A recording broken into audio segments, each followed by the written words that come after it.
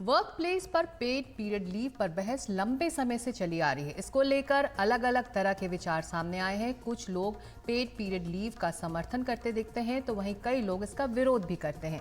सबकी अपनी अपनी दलील है। अब आपको हम बताते हैं कि हम इस मुद्दे पर अभी क्यों बात कर रहे हैं। दरअसल संसद में यह मुद्दा उठा। आरजेडी सांसद मनोज झा ने संसद में इस पर सवाल उठाया। सवाल उन्होंने बुधवार को उठाया। इसके जवाब में स्मृति ईरानी ने कहा कि मेंस्ट्रुएशन दिव्यांगता नहीं है, ये कोई हैंडीकैप नहीं है, ये महिलाओं की जीवन यात्रा का स्वाभाविक हिस्सा है। हमें ऐसे मुद्दों का प्रस्ताव नहीं देना चाहिए जहां महिलाओं को समान अवसरों से वंचित किया जाता है। स्मृति ईरानी की ये बात सही है कि अगर पीरियड लीव दी गई तो इससे महिलाओं को समान अवसर मिलने में परेशानी हो सकती है। हालांकि हर मुद्दे के दो पहलू होते हैं। संसद में भी ये पहला मौका नहीं है जब पीरियड पेड लीव को लेकर बहस शुरू हुई। 2017 में कांग्रेस सांसद ने इसे लेकर बिल रखा था। यह पहला मौका था जब संसद में मेंस्ट्रुएशन बेनिफिट बिल 2017 रखा गया। बिल में कहा गया था कि सरकारी और प्राइवेट क्षेत्र में काम करने वाली महिलाओं को पीरियड के दौरान 2 दिन का अवकाश मिलना चाहिए। इसके बदले में उनके पैसे नहीं कटने चाहिए। उस वक्त भी इस बिल को लेकर राय बटी हुई थी। एक पक्ष ने स्वागत किया तो दूसरा वर्ग इस प्रस्ताव से सहमत नहीं था। भारत में अगर पीरियड पेड लीव की बात करें तो केंद्र ने कहा है कि इस पर प्रस्ताव पर विचार नहीं कर रहे हैं। फरवरी में सुप्रीम कोर्ट ने इस पर सभी राज्यों को दिशा निर्देश देने वाली याचिका पर सुनवाई से इनकार किया था। याचिका में कहा गया था कि राज्य महिलाओं और लड़कियों को छुट्टी के लिए नियम बनाए। गुवाहाटी विश्वविद्यालय छात्राओं को छुट्टी देता है। इसी साल जनवरी में केरल सरकार ने सभी यूनिवर्सिटी में छात्राओं को छुट्टी की मंजूरी दी है। और अगर दुनिया भर के देशों पर नजर डालें तो स्पेन में पीरियड लीव को मंजूरी मिली हुई है। डॉक्टर के पर्चे के आधार पर छुट्टी, कोई टाइम फ्रेम नहीं होता है। इंडोनेशिया में 2003 से हर महीने 2 दिन की छुट्टी मिलती है। हालांकि इंडोनेशिया में ज़्यादातर 1 दिन की छुट्टी देते हैं, कई नहीं भी देते हैं।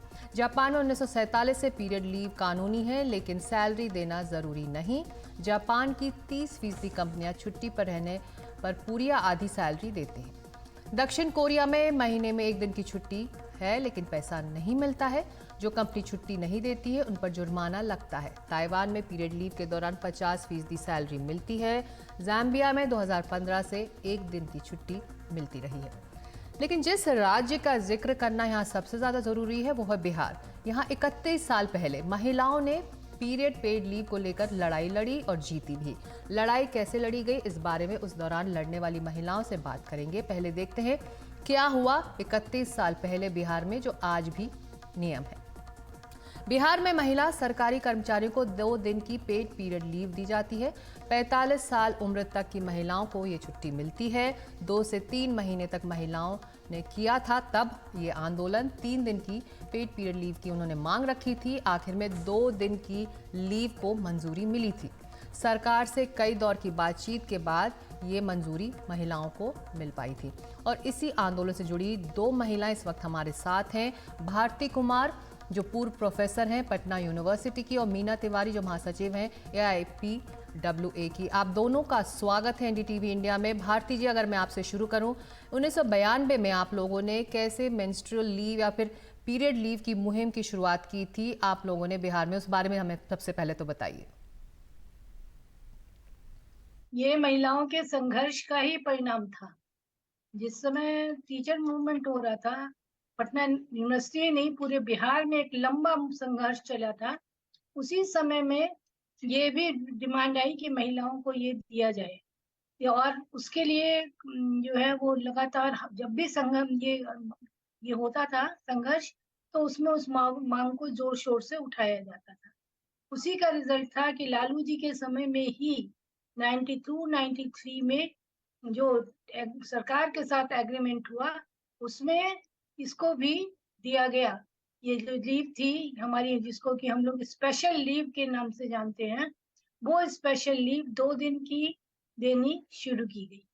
तो ये यहाँ से शुरू होता है। तो ये इसको हम संघर्ष कहेंगे, जिसमें महिला और पुरुष दोनों ने मिलकर संघर्ष किया था।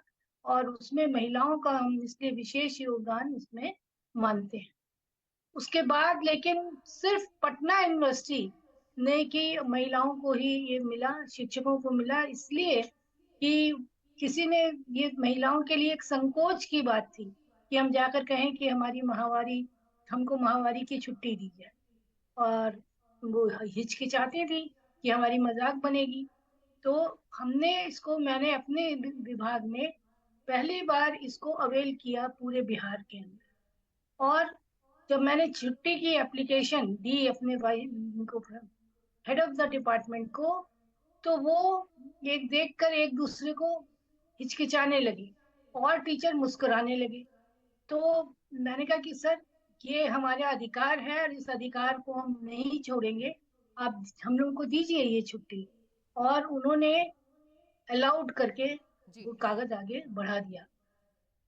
जी। आप मीना जी, उस वक्त आप लोगों को क्यों जरूरी लगा कि इस लीव की मांग की जाए?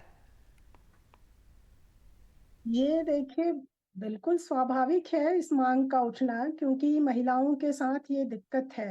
ये बिल्कुल स्वाभाविक है, हर महिला पीरियड होती है और उस दरमियान जो उनको दिक्कतें होती हैं, उस सवाल को यहाँ जो कर्मचारियों का आंदोलन था, जो भारती दी ने बताया अभी, तो ये कर्मचारी आंदोलन में एक मुद्दे के रूप में हम लोगों ने इसको शामिल किया। और ये एक लंबी हड़ताल चली थी बिहार के भीतर। 92 में ये जाकर के पास हुआ, 91 में ये हड़ताल हुई थी और उसके बाद लालू जी की सरकार में ये अधिकार मिला। तो महिलाओं के अगर हम अधिकार की बात करते हैं और महिलाओं के साथ जो समस्याएं हैं, उन समस्याओं को न उठाएं तो यही अस्वाभाविक लगेगा। इसलिए बिल्कुल स्वाभाविक था इस सवाल को उठाना कि महिलाएं जो काम कर रही हैं उनको ये पीरियड लीव मिले, उनको मैटरनिटी लीव मिले, उनको तमाम जो दूसरी दिक्कतें हैं। उस समय और भी सवालों को हम लोगों ने उठाया था, जैसे महिलाओं के लिए शौचालय। ये आम तौर पे आप देखेंगे कि पहले ऑफिसेज में बहुत नहीं हुआ करते थे, उनकी सफाई नहीं हुआ करती थी। अलग से महिलाओं के लिए शौचालय हो, महिलाओं का अलग से कॉमन रूम हो, बच्चों की देखभाल के लिए हर जगह वो उसकी व्यवस्था हो। इन तमाम सवालों को उठाया गया था उस आंदोलन में। जी जी। अब भारती जी, किस तरह के आपने बदलाव या पॉजिटिव्स देखे थे जब बिहार में ये लीव इंप्लीमेंट हुई? देखिए, फीमेल वर्कफोर्स जो है वो सब में तो ये लागू नहीं हुआ था। इसकी जानकारी भी, मैंने कहा ना कि जानकारी भी लोगों को नहीं के बराबर थी और नहीं के बराबर दी भी जाती थी। मतलब जैसे जो कोई अगर सर्कुलर आता है तो ये वेल सर्कुलेटेड होता है लोगों के बीच में, टीचर्स हो या जिनके से ये कंसर्न लोग हैं उनके बीच में उसको रोटेट करते हैं, घुमाते हैं और उस पर डिस्कशन भी होता है कि ये क्या है। तो उस तरह के डिस्कशंस या उस तरह की जागरूकता लाने की कोशिश सरकार के द्वारा भी नहीं की गई, क्योंकि वो जो जेंडर बायस है या जेंडर जो पर्सपेक्टिव है उसको वो एक तरह से पीछे की ओर ढकेलने की कोशिश करते थे। इसलिए जी बहुत मीना जी, ज्यादा एक सो जानकारी नहीं थी, लेकिन जो लोग लेने लगे और जिसकी विश्वविद्यालय भी उसको रोक नहीं सका, तो इसलिए हम लोगों को मिलती चली। जी। मीना जी, लेकिन एक सोच ऐसी भी है कि अगर ये लीव इम्प्लीमेंट होता है तो कंपनियों के जो एम्प्लॉयज़ हैं उनका जो प्रोडक्टिविटी स्केल है उस पर असर पड़ेगा, क्योंकि जो फीमेल वर्कफोर्स है वो छुट्टी पे रहेगी, तो प्रोडक्शन भी उतना, प्रोडक्टिविटी भी उतना कम होगा। ये एक सोच ऐसी भी है। देखिए, ये जो अभी बिहार की बात चल रही है, बिहार में ये 92 93 से महिलाएं इसको ले रही हैं इस छुट्टी को। और हम लोगों ने ये कहीं नहीं देखा, कहीं कोई रिकॉर्ड नहीं है इसका कि इससे महिलाओं के काम प्रभावित हुए हों, उनकी उत्पादकता प्रभावित हुई हो। महिलाएं बल्कि ज्यादा काम कर पाती हैं। अगर 2 दिन जिस समय वो शारीरिक और मानसिक रूप से परेशान है, उस समय अगर उनको थोड़ी राहत दी जाती है, उनको छुट्टी मिलती है, तो वो शायद उसके तीसरे दिन से ज्यादा अच्छे तरीके से काम कर पाती हैं। इसलिए ये बहुत ही बेतुका तर्क है कि महिलाओं को ये छुट्टी नहीं मिलनी चाहिए। अब इस तर्क के आधार पर तो मैटरनिटी लीव भी नहीं मिलनी चाहिए। और ये हम लोग आज देख रहे हैं कि जो पूरा कारपोरेट वर्ल्ड है उसमें जो महिलाएं हैं उनके सामने ये बेहद एक चुनौती की तरह स्थिति बनी हुई है, एक प्रतियोगिता बनी जी हुई है। लड़कियां अपनी माँ बनने की इच्छा को टालती जाती हैं, क्योंकि उनको छुट्टी लेना जो है वो मुश्किल है, वो पिछड़ जाएंगी, उनको प्रमोशन नहीं मिल पाएगा। हाँ, बिल्कुल। आप भारती जी, एक आखिरी सवाल मेरा ये है कि एक धारणा ये भी है कि इस तरह की लीव से जो महिलाओं की एम्प्लॉयबिलिटी जो होती है, उनकी जो हायरिंग होती है, उसमें कमी देखी जाएगी। तो क्या ये तर्क सही लगता है आपको? जो एम्प्लॉयर्स हैं वो एक तरह से वर्क फोर्स के एक्सप्लॉयटर हैं। तो उसमें महिलाएं भी आती है, पुरुष भी आती है, लेकिन महिलाओं को चूंकि जानकारी कम रहती है या महिलाएं जो हैं अभी बहुत वोकल नहीं हो पाती हैं, इसलिए उनको पीछे धकेलने की कोशिश ये रहती है। हम लोगों ने बचपन से देखा है, हमने भी ये सब चीजें, ये जो सोशल टैबू है मेंस्ट्रुएशन का, इसको हम लोगों ने सहा है। और हमको अपने शिक्षक से ये कहने में शर्म आती थी कि मैं घर जानूं या मेरे को ये परेशानी हो रही।